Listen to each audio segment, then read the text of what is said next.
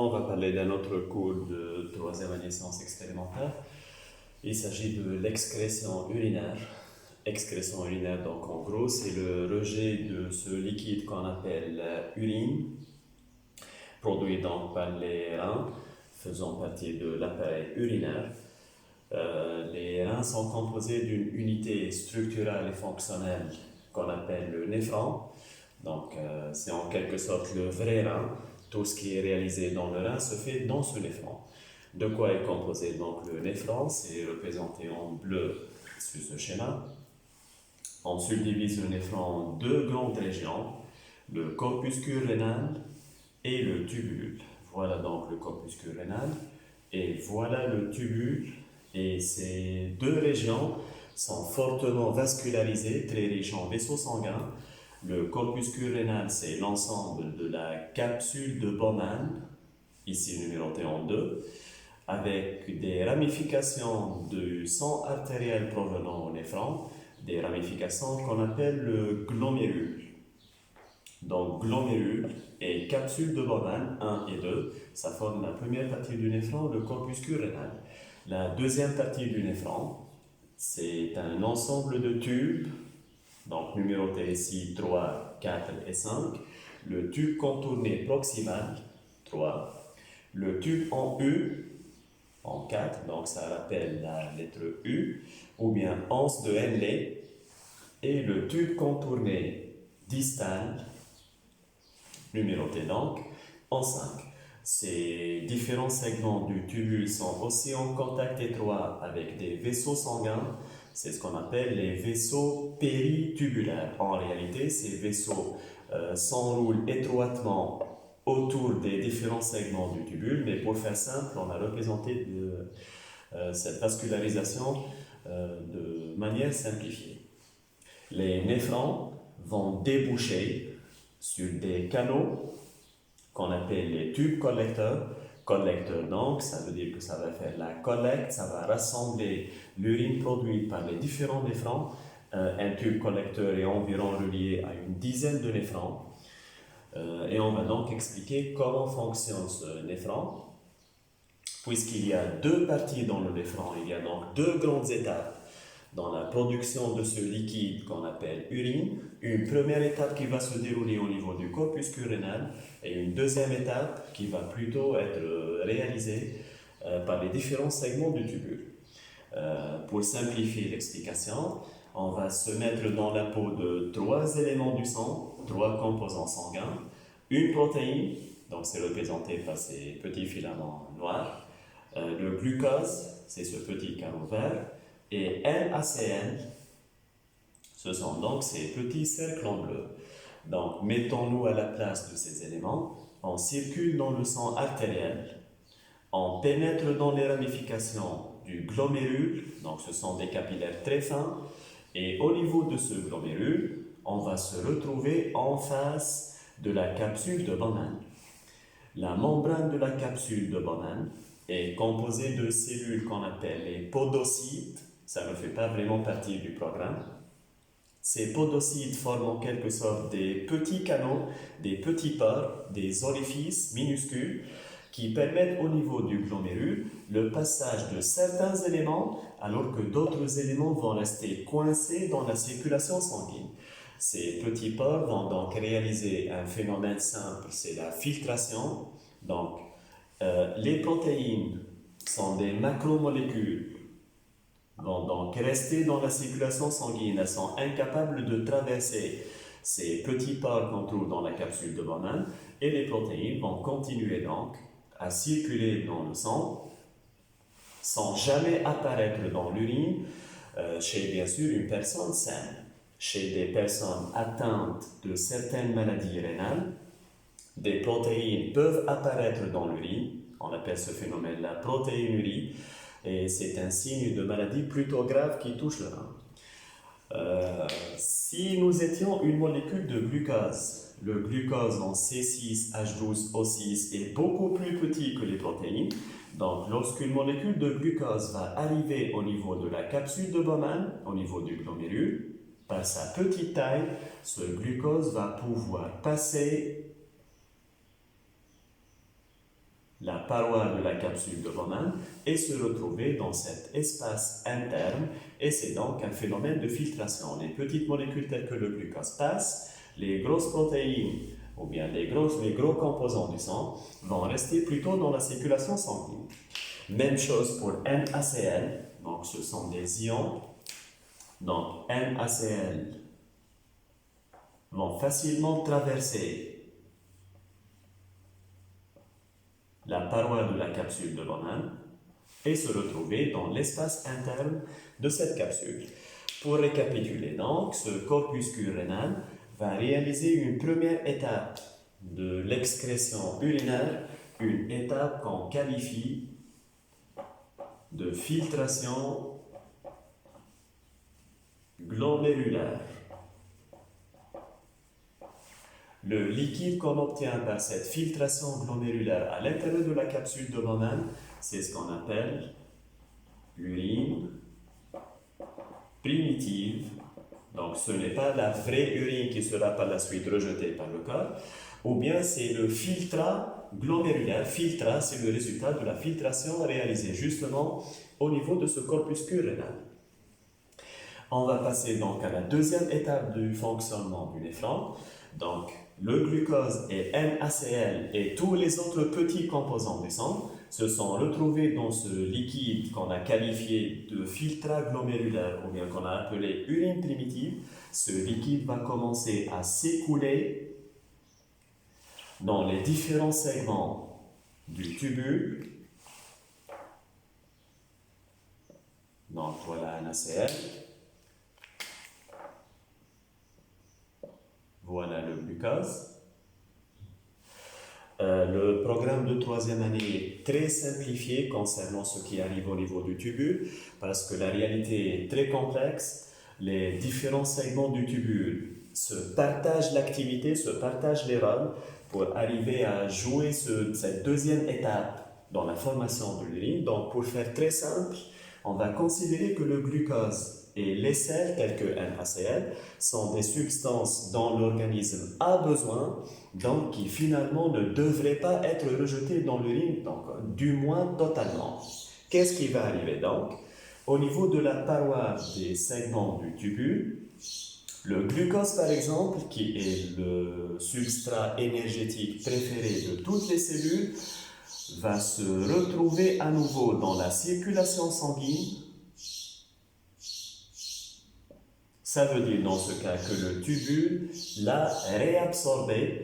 Réabsorbé, pourquoi réabsorbé? Le glucose a momentanément quitté le sang. Il s'est retrouvé dans ce liquide qu'on a appelé urine primitive et très rapidement ce glucose va revenir au même sang. Donc voilà la circulation sanguine. Puisque c'est un retour au sang, il s'agit donc d'une réabsorption. À signaler que cette réabsorption est totale, ça veut dire que tout le glucose va revenir dans la circulation sanguine et résultat donc, l'urine qui sera finalement rejetée ne devrait pas contenir des quantités de glucose. Il y a une remarque à signaler. Dans le cadre d'une maladie, le diabète, du glucose peut apparaître dans l'urine définitive parce qu'il existe en réalité une certaine limite maximale au phénomène de réabsorption du glucose, une limite qu'on appelle le seuil d'élimination du glucose, dont la valeur chez l'être humain est de 1,8 g par litre. Donc si le glucose présent dans le sang a une concentration qui dépasse ce seuil, la réabsorption du glucose ne sera pas totale dans ce cas et des traces de glucose peuvent apparaître dans l'urine définitive qui sera rejetée du corps.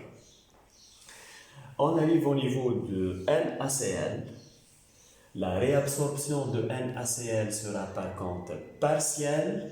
Ça dépend des besoins du corps. C'est étroitement lié à un certain équilibre hydrominéral, c'est-à-dire qui concerne l'eau et les sels minéraux du milieu intérieur. Donc, une certaine quantité de NaCl sera réabsorbée pour revenir à la circulation sanguine, alors que le reste de NaCl va continuer sa trajectoire tout le long des segments du tubule. Il s'agit donc dans ce cas d'une réabsorption partielle. Si on résume donc ce qui arrive au niveau du tubule jusqu'à ce niveau, les éléments utiles qui se sont échappés du sang par la filtration glomérulaire doivent revenir à la circulation du sang. C'est ce qu'on appelle une réabsorption. S'il s'agit de molécules énergétiques telles que le glucose, la réabsorption devrait être totale, donc l'urine définitive ne va pas contenir ces substances énergétiques.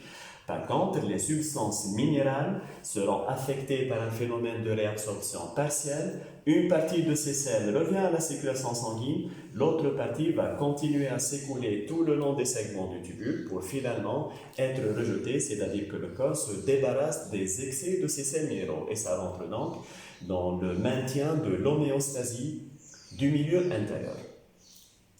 Qu'est-ce qui va arriver par la suite? Le tube collecteur va commencer à collecter, rassembler ces urines produites par les différents néphrons et l'urine qui sera finalement rejetée sera qualifiée d'urine définitive. Urine définitive, c'est-à-dire qu'elle ne va plus subir d'autres modifications et sera finalement rejetée par le corps. Il y a un autre phénomène qui se déroule au niveau du tubule. Ça concerne des substances toxiques qui sont carrément fabriquées par les cellules qui composent la paroi du tubule et rejetées directement dans l'urine définitive. On peut citer par exemple l'ammoniac. La plupart de ces déchets résultent de la dégradation de substances qui se sont retrouvées dans le milieu intérieur. Donc ces substances sont dégradées par les cellules du tubule et rejetées directement dans l'urine définitive. C'est ce qu'on appelle donc la sécrétion des déchets toxiques. Donc si on résume tout ce qui s'est passé au niveau de ce néphron, la première étape qui s'est déroulée dans le corpuscule rénal est assez simple, c'est la filtration glomérulaire, c'est le passage des petites molécules et le maintien des grosses molécules dans la circulation sanguine indépendamment du caractère utile ou bien toxique des substances. Au niveau du tubule, il va y avoir réabsorption des substances utiles pour le corps, totale pour les substances énergétiques, partielle pour les substances minérales, donc l'eau et les sels minéraux, et il va y avoir aussi au niveau du tubule une sécrétion de substances toxiques qui seront donc rejetées dans l'urine définitive. On va passer à un autre aspect du fonctionnement du néphron. En réalité, le néphron n'est pas totalement autonome, c'est-à-dire qu'il ne se contrôle pas lui-même. Son activité peut être modulée, modifiée en fonction des besoins de l'organisme. D'autres organes vont intervenir pour moduler le fonctionnement du néphron et donc obéir aux besoins du milieu intérieur, aux besoins du corps.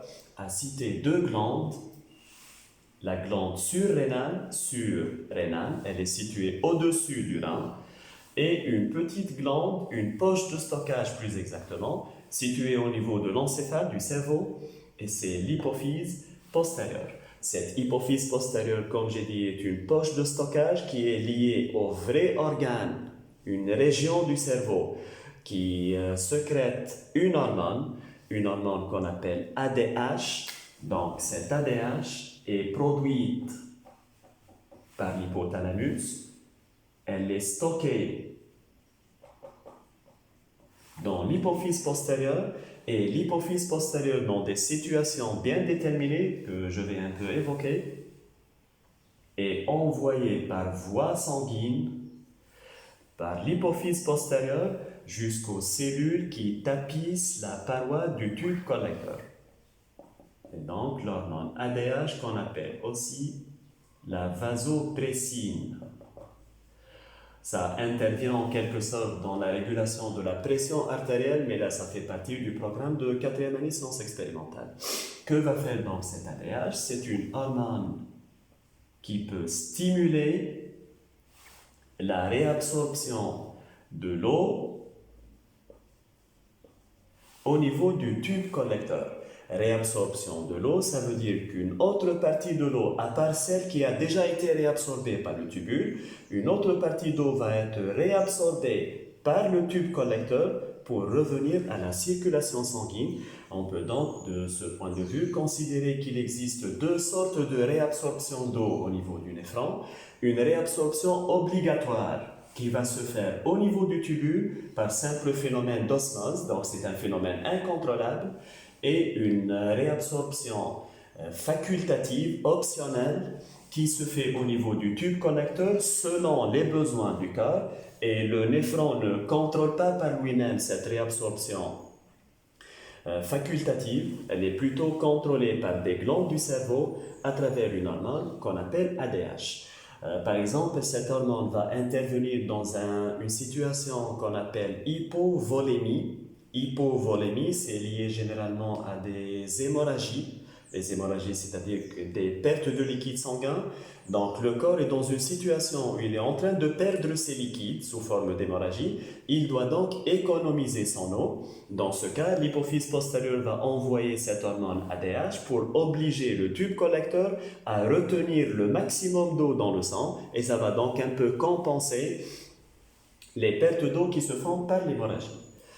Il existe un autre contrôle de la fonction du néphron par une autre glande, la surrénale. C'est une glande qui sécrète une hormone qu'on appelle l'aldostérone, hormone très importante dans l'équilibre hydrominéral du milieu intérieur. Cette aldostérone intervient plutôt au niveau du tube contourné distal, et cette hormone stimule la réabsorption de NaCl au niveau de ce tube collecteur, contourné distal. Donc, même raisonnement, une partie de NaCl est réabsorbée de façon obligatoire par les segments du tubule. Une autre partie de NaCl est réabsorbée de façon facultative, optionnelle selon les besoins du corps, au niveau du tube contourné distal pour répondre à certaines situations spéciales qui peuvent affecter le milieu intérieur. Par exemple, s'il y a un manque d'eau dans le milieu intérieur, c'est-à-dire une baisse du taux de l'eau dans le milieu intérieur, cette aldostérone va stimuler la réabsorption de NaCl dans le tube contourné distal. On peut se poser la question, quel est le lien entre réabsorber NaCl et une baisse de la quantité d'eau au niveau du milieu intérieur? C'est très simple. Le mouvement réalisé par le NaCl pour revenir à l'eau va induire un retour d'eau à la circulation sanguine par simple phénomène d'osmose. Par cette osmose donc, l'eau va suivre le mouvement des selles, puisque l'aldostérone est en train de faire revenir le sel dans le sang. C'est que l'aldostérone indirectement est en train aussi de faire revenir l'eau dans la circulation sanguine.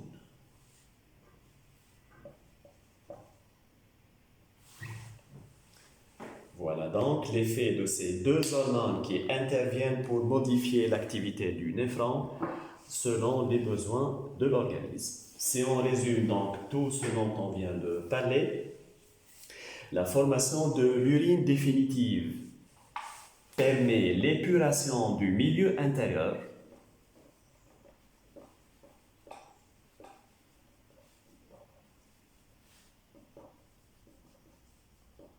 épuration du milieu intérieur, ça vient bien sûr du terme pur, c'est-à-dire débarrasser le milieu intérieur des déchets toxiques, néfastes à l'organisme, et maintenir, garder, retenir dans le milieu intérieur les substances qui sont utiles à l'organisme. Comment est-ce qu'on est arrivé à épurer ce milieu intérieur? On a filtré le sang au niveau du corpuscule rénal, on a réabsorbé les éléments dont le corps a besoin au niveau du tubule, et on a sécrété et rejeté des substances toxiques produites carrément dans le rein, donc produites au niveau de ces néphrons. Et ainsi donc se forme cette urine définitive produite par le rein.